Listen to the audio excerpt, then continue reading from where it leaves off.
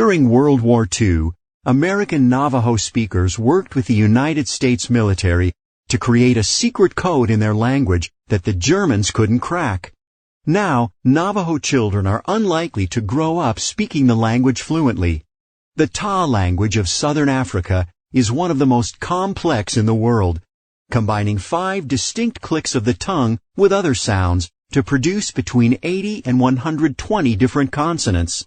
Today, this unique language has only a few thousand speakers left. Earth is home to around 7,000 languages, but linguists are rushing to catalog them because around half are expected to disappear by 2100. Why they disappear? Languages tend to become endangered when a dominant culture swallows up a smaller culture. Sometimes younger generations stop learning a language because parents want children to fit in and get jobs in the majority culture. Sometimes societies force minorities to give up language and traditions. Many Native American children of the late 19th and early 20th centuries were required to attend boarding schools where educators forbade them from speaking their native languages. In China today, the government limits the time teachers may speak the language Uyghur. Many Uyghur language speakers feel their culture may be at risk. Categories of danger. The United Nations regularly releases lists of endangered languages, placing each in one of 5 categories. A vulnerable language is one that many children speak at home, but few speak outside of their homes. Zuni, spoken by 9,000 of New Mexico's Pueblo peoples, is vulnerable. A definitely endangered language is one that older generations speak, but children no longer learn in the home.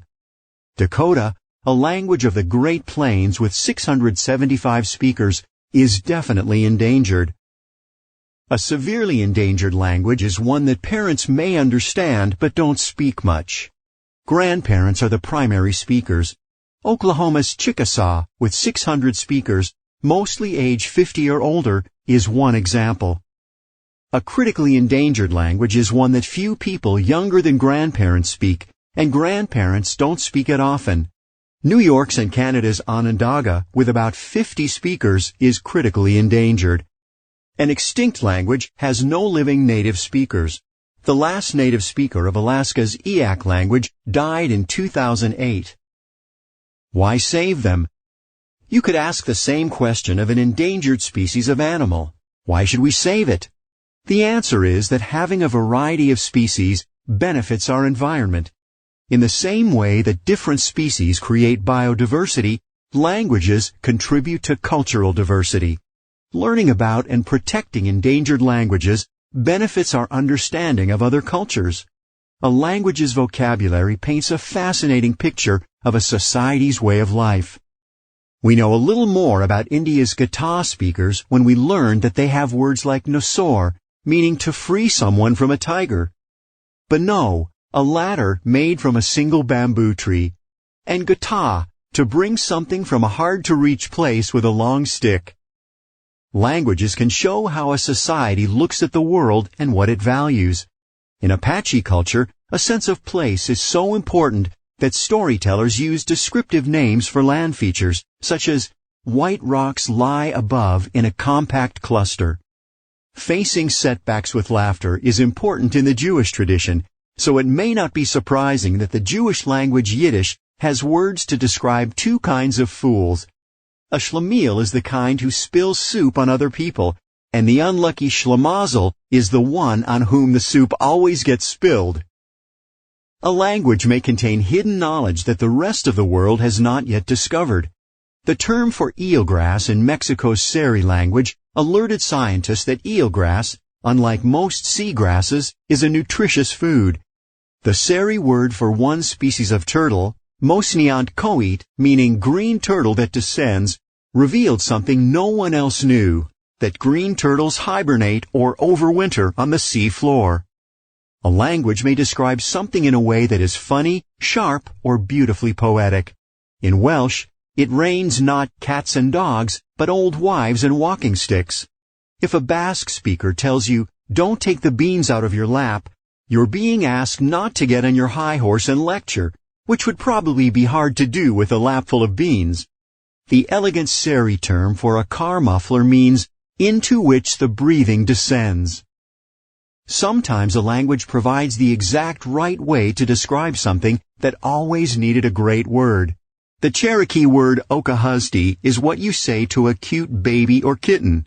If your neighbor pops in every day, you might be dealing with what the Ojibwe call mawadishiweshkiwin, the habit of making visits too often. The Cheyenne capture a hilariously embarrassing moment with meme statamao, to laugh so hard you fart. How to save a language. Linguists at projects like the Endangered Language Alliance are working to learn from speakers of disappearing languages, recording them singing songs, telling stories, pronouncing common words like the names of the colors, and explaining vocabulary that is important in their culture, such as the words that describe traditional arts or native plants. Yet many speakers of endangered languages aren't content just to preserve scraps of their native languages in a digital museum. They hope that new generations will learn them and that they will again become living languages. Different cultures have come up with different ways of bringing their languages back to life. Cherokee speakers can use an app that lets them text in their native alphabet. Yiddish speakers can enjoy weekly radio shows. In Wales, a community of writers is producing new science fiction. They had to come up with the Welsh word for alien. And young people in Chile are performing Hiawish language hip-hop songs. If an endangered language is going to make a real comeback, it'll probably get its start in schools. From 1896 to 1986, public schools in Hawaii did not teach the Hawaiian language. Then, educators began opening language nests, preschools where kids speak nothing but Hawaiian. Now there are elementary schools where kids not only take most classes in Hawaiian, but also learn about native traditions like gardening with Hawaiian plants and extending hospitality. Students can keep learning in Hawaiian into college, and beyond, the University of Hawaii offers a PhD in the Hawaiian language. The language that came back to life. Can a language with zero native speakers come back to life? At least one did. In 1881, a Jewish newspaper editor and linguist named Eliezer Ben Yehuda immigrated to Jerusalem. Ben Yehuda imagined the founding of a Jewish nation, and he thought that nation needed a language of its own. Back then, people learned Hebrew mostly just to read religious texts, but it was no one's native language. He and his wife decided to raise their family to speak nothing but Hebrew.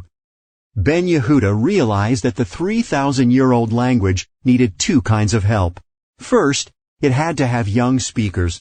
He persuaded teachers and rabbis to hold all their classes in Hebrew. Second, Hebrew needed lots of new words.